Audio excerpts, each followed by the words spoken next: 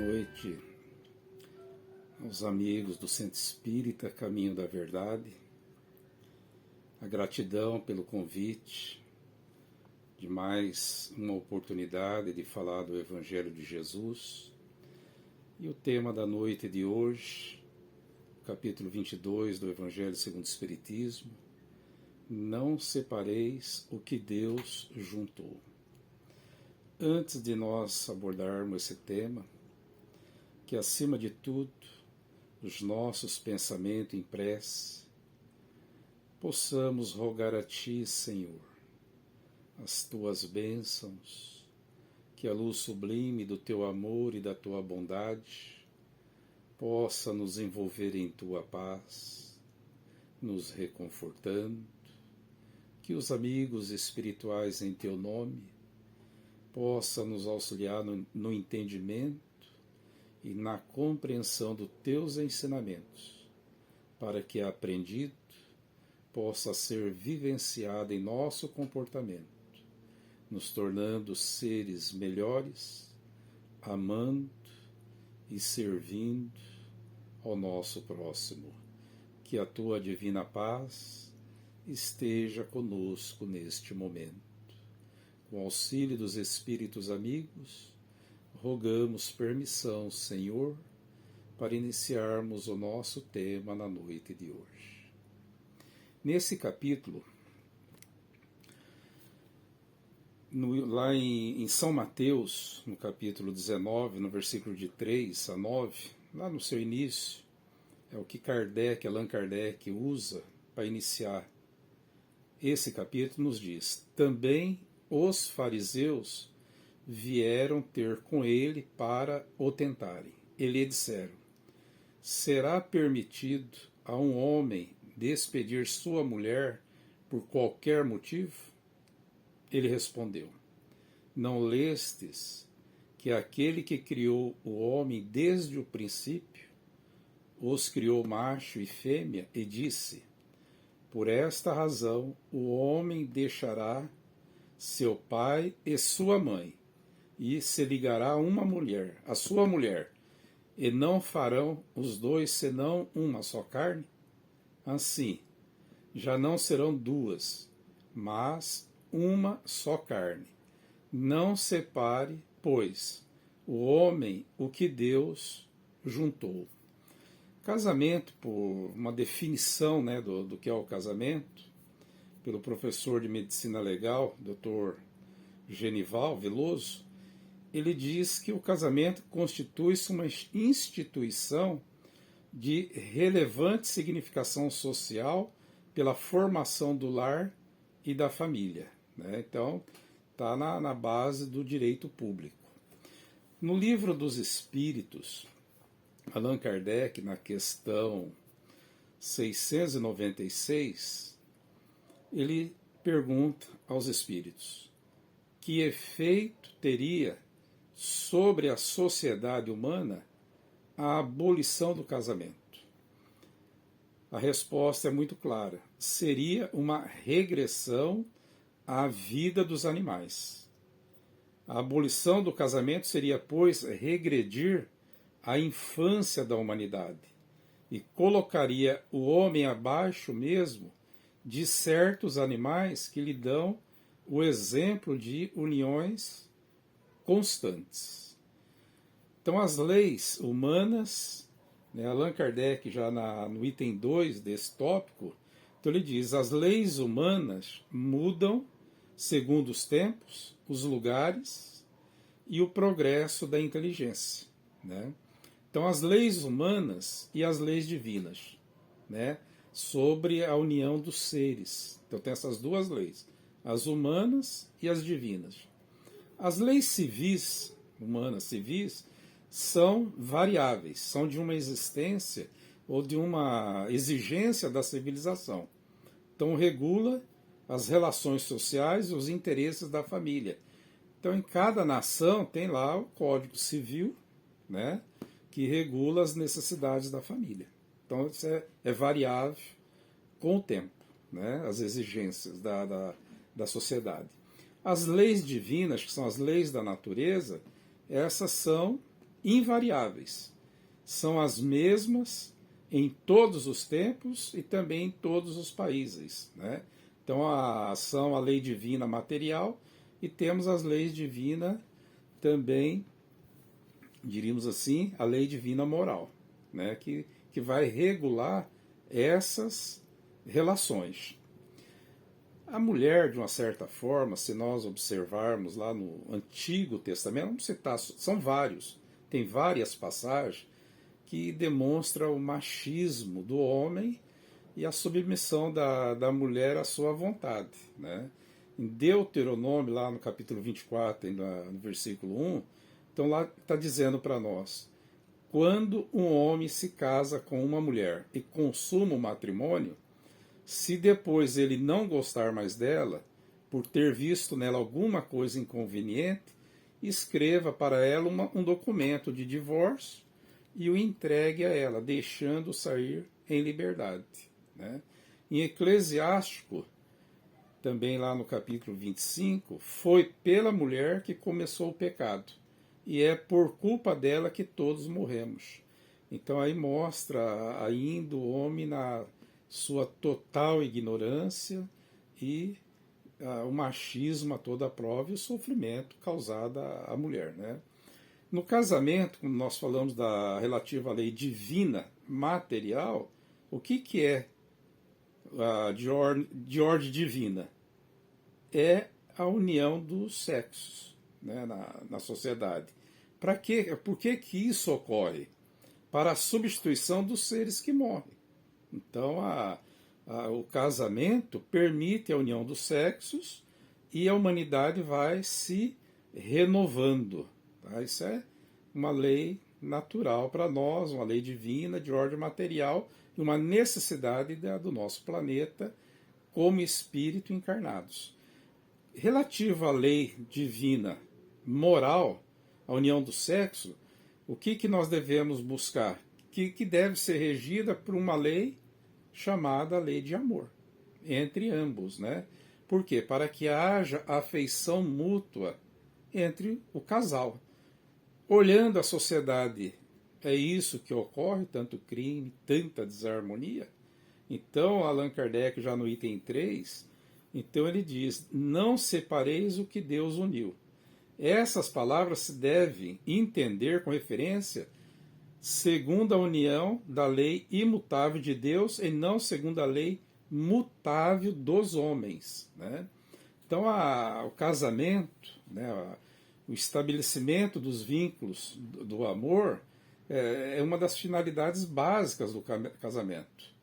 Compreensão, a fidelidade, para que haja na família, no casal, um equilíbrio emocional. Também uma das finalidades é dedicação que ampare e assista na velhice e também nas enfermidades. E outra finalidade importante do casamento é a procriação. Tá? Quais os deveres, né, matrimoniais que nós podemos ver dos cônjuges? Primeiro, no lar, amor e respeito. Ele se conduz de que maneira? Ele está expressos por atenções, carinhos, delicadezas, paciência, tolerância.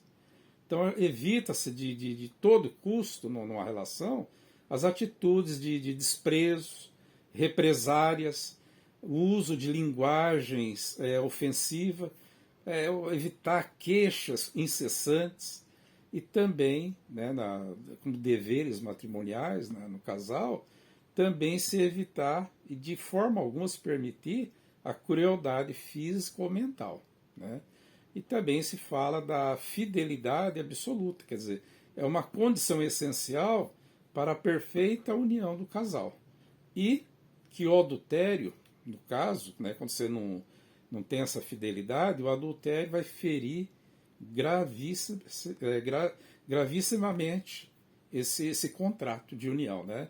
Então Deus quer a simultaneidade, né? Então Allan Kardec, ainda nesse item terceiro, ele diz: quis Deus que os seres se unissem não só pelos laços da carne, mas também pelos laços da alma, a fim de que a afeição mútua dos esposos sejam transmitidas aos filhos. Então vejam bem, são dois a cuidar dos filhos, a transmitir essas afeições. Agora nós temos que entender que os filhos também são espíritos, que chegam até o casal obedecendo condições evolutivas da alma, né? E não podemos descuidar disso. Então, da união do sexo pelos laços da carne e da união pelos laços da alma, quer dizer, pelo amor, então vai gerar essa afeição mútua que vai ser transmitida aos filhos. Então vai ser dois a amá-los, dois a cuidar deles, e serão dois a fazê-los, os filhos, progredirem, né? Então, Jesus, quando ele nos fala, né, onde está o teu tesouro, aí está o teu coração, né? Se o cônjuge considera o outro seu tesouro, com ele estará o seu coração. E toda a sua afetividade estará voltado para ele. E quem diz isso é o Espírito Emmanuel. Então, para alimentar esse sentimento, é importante que um pense no outro sempre que possa. Se o pensamento estiver investido de ternura, melhor será, né? Então, essa é a base do casamento. Aí surge nesse capítulo também, dentro do tempo que nós temos, a figura do divórcio, da separação. Os espíritos, de uma certa forma, o espírito Emmanuel e muitos outros, eles dizem que um planeta de expiação e provas, como a nossa Terra, onde os vínculos ainda são para reparação de erro, expiação, o divórcio ele não deva ser facilitado. É lógico que onde se tem agressões, tem tragédias, o divórcio tem que ser aplicado, né? Para que um mal maior não se suceda. Tá? Então o divórcio é uma lei humana e não é contrário à lei de Deus. Não é. Tá? Então a aplicação do divórcio vai ser nos casos em que não se levou em conta a lei divina, ou seja, a união por amor. Tá? Então, no Brasil, o divórcio está em torno aí de 25%, 30% das famílias. Na Inglaterra, chega a 40%, né, de divórcio dos casamentos. Nos Estados Unidos, 60%. Ou seja, nos Estados Unidos, os números de segundos casamentos é maior do que os de primeiro casamento.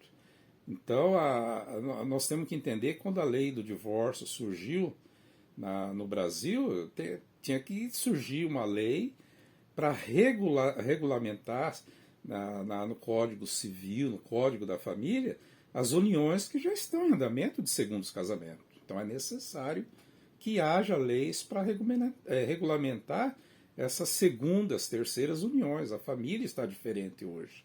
Então as pessoas, quando se unem novamente, então tem os filhos do primeiro casamento do marido, tem os filhos do casamento da esposa, aí vem os filhos dos dois juntos, então a família está diferente. E a lei tem que regulamentar essas uniões, então é necessário que haja. Agora, com a aprovação da lei do divórcio, muitas pessoas, né, passaram a casar levando em conta a possibilidade de vir se separar, porque ficou tudo muito fácil, né? Então não é contrário à lei de Deus, diz Allan Kardec, pois que apenas reforma o que os homens han feito, e só é aplicável nos casos em que não se levou em conta a lei divina. Então a lei civil admitida por Jesus, o repúdio no caso de adultério.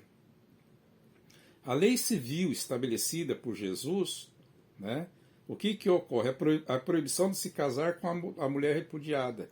Então, o que Jesus fez naquela época? Eles queriam tentar o Cristo, né? Que ele coloca no caso de adultério, né? Da mulher não se casar de novo, coisa parecida. O que ele põe? Então, ele diz assim para nós, Allan Kardec, era, de certo modo, uma lei civil substituída por outra lei civil, mas que, como todas as leis dessa natureza, tinha de passar pela prova do tempo. Por quê? A época de Moisés, a lei civil mosaica, a mulher adúltera era lapidada. Então proibiu ela de casar, então já não tem a morte. Então o homem iria avançar, a sociedade ia avançar, e essa lei seria modificada, e foi.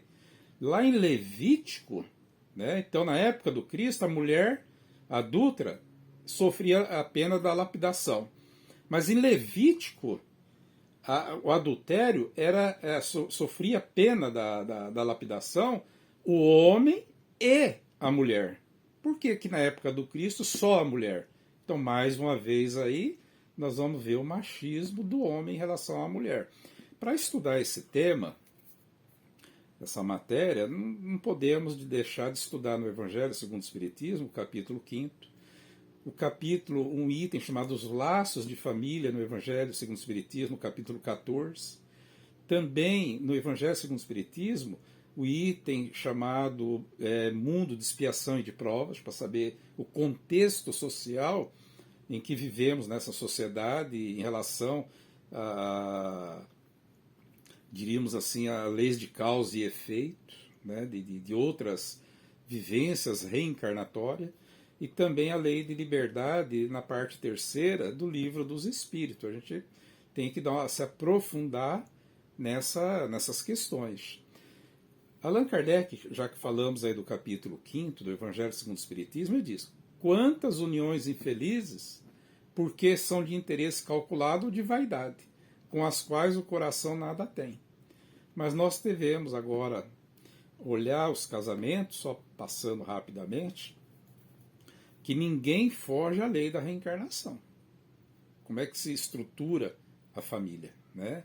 Então, o Martins Peralva, ele classifica alguns casamentos como acidentais, que são encontro de almas inferiorizadas por efeito da atração momentânea, sem qualquer ascendente espiritual. Espíritos se unindo pela primeira vez aí,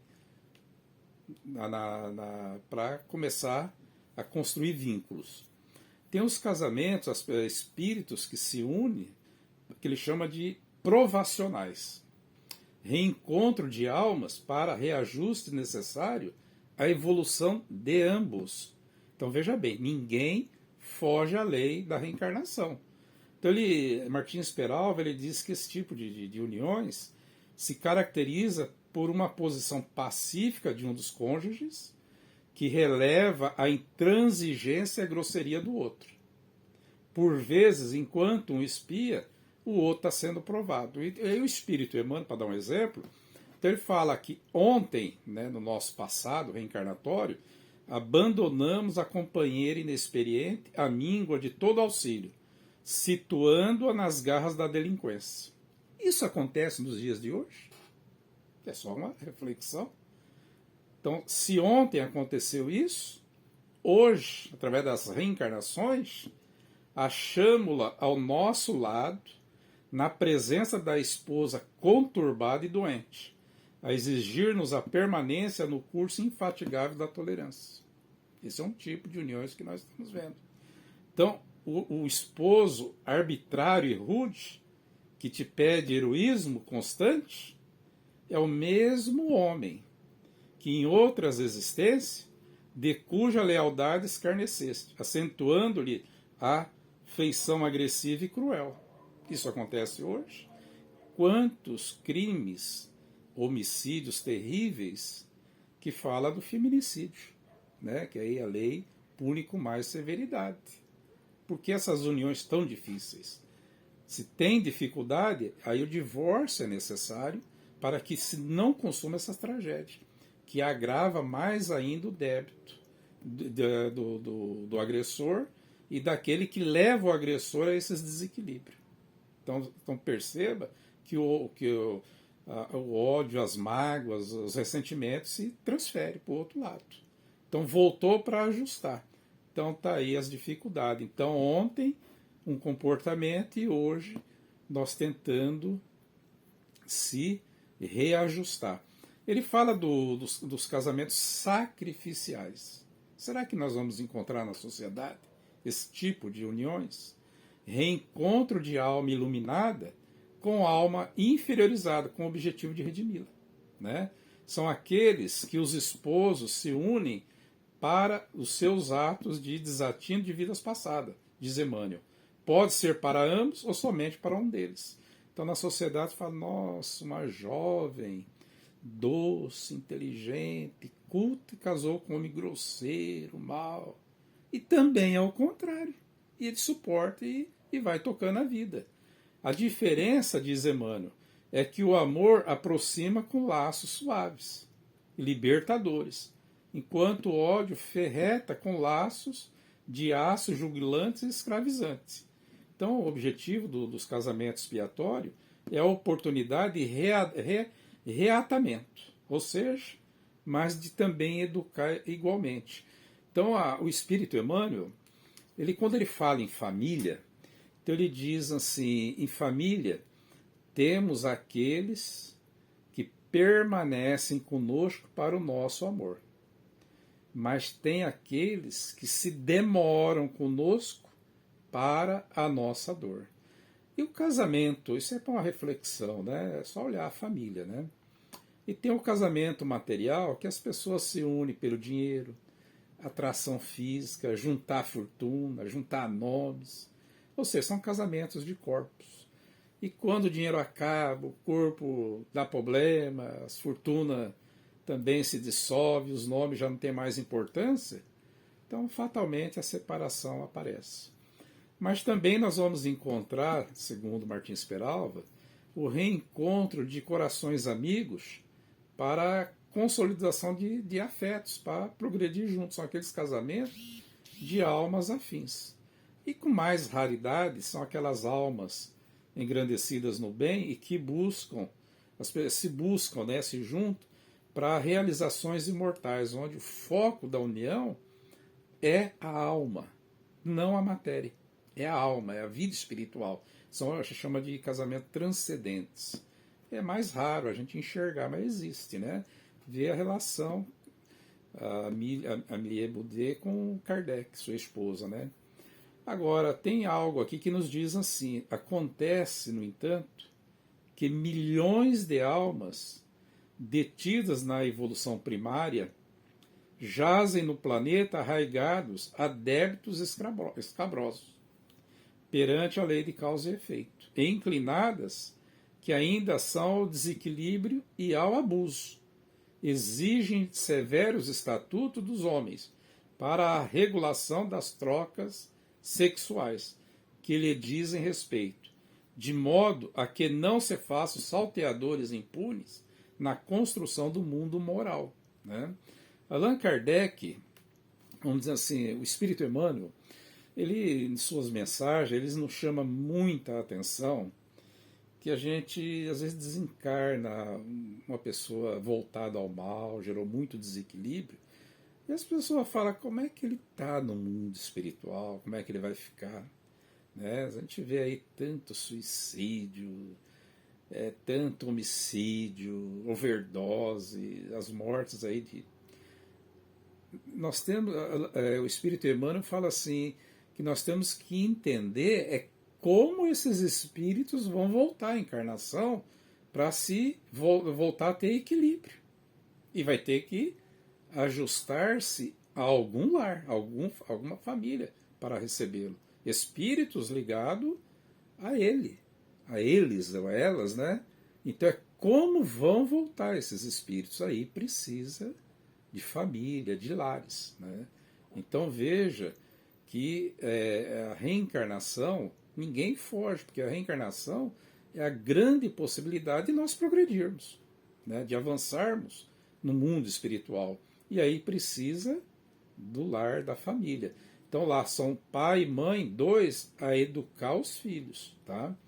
O Richard Simonetti, para nós encerrarmos, ele tem um texto, porque o Espírito Emmanuel, ele fala, não te esqueça, os problemas não solucionados hoje é uma oportunidade que nós temos, não resolvemos, fugimos dela pela deserção, e mais tarde surge conjuro e correção de mora, para nós sanarmos a nossa dívida, ou seja, para nós equilibrarmos o que nós desequilibramos no campo da emoção, principalmente, com os nossos desatinos.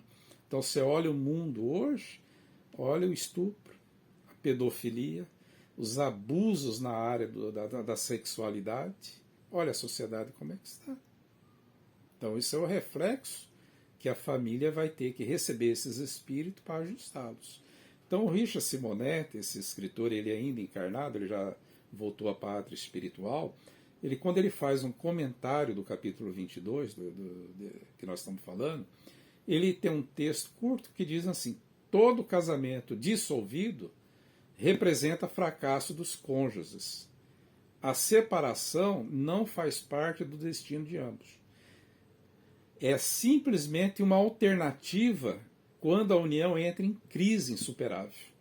Então, quando a gente fala crise insuperável, por que nós deixamos criar essa crise insuperável? E às vezes com os filhos, que cabe a nós educá-los. Tem segundos casamentos, perfeito, uniões muito bem estruturadas, né? Então aí Richard Simonetti nos diz: o divórcio, nesta circunstância, defendido por Allan Kardec, limita-se tão só a reconhecer uma separação já existente. É o mal menor, oferecendo ao casal divorciado a oportunidade de recompor suas vidas e de legalizar sua nova situação perante a sociedade. Então o casamento, se nós entendermos como instrumento de evolução, nós temos que cuidar bem dele, pensar na nossa vida espiritual, pensar no espírito eterno, nos filhos que vêm sobre nossa responsabilidade, encaminhar nos ensinamentos morais do Cristo. Então, que nós não desanimemos, né? Das lutas em família, a gente poder buscar a harmonia. Não transferir para a espiritualidade ódios que nós podíamos ter sanado na convivência, buscando a virtude da humildade, né? E sacrificar o orgulho que nos leva a cometer tantos erros, tantos desatinos no seio da família. Então, a união de dois seres num planeta como a Terra, então, como nós vimos ali no nosso resuminho, nós temos que entender que a reencarnação se processa, a vinda do espírito para evoluir, para crescer em sabedoria e em virtude. E o lar é o início. Então, muitas vezes, nós reencarnamos e depois da família constituída, as pessoas dizem: achei minha alma gêmea. Né? Ou o homem ou a mulher. Estou casado e agora apareceu minha alma gêmea. Então, os espíritos é bem claro nesse assunto. Se a tua alma gêmea está casada, já constitui família, aguarde o retorno de ambos para o mundo espiritual, né? Então não vá dissolver casamentos, lares, por conta de se dizer que é a alma gêmea de vidas passadas que ali surgiu. Então saiba esperar, respeite, porque toda interferência em lares nós seremos chamados a prestar contas. Tá? Que Deus nos abençoe. Agradecemos ao Pai Celestial pelo Teu Evangelho na noite de hoje, Senhor. Que acima de tudo o Teu Evangelho, Jesus, seja norma de conduta para o nosso comportamento. Que possamos, Senhor, estar sempre junto a nós, os bondosos espíritos, mas que possamos atraí-los para a nossa presença, pelo nosso comportamento voltado ao bem, voltado à caridade. Agradecido a esses incansáveis espíritos que ajudam-nos a vencer as tentações do caminho, que possamos rogar permissão para encerrarmos o nosso tema na noite de hoje. Muita paz a todos. Fiquem com Deus.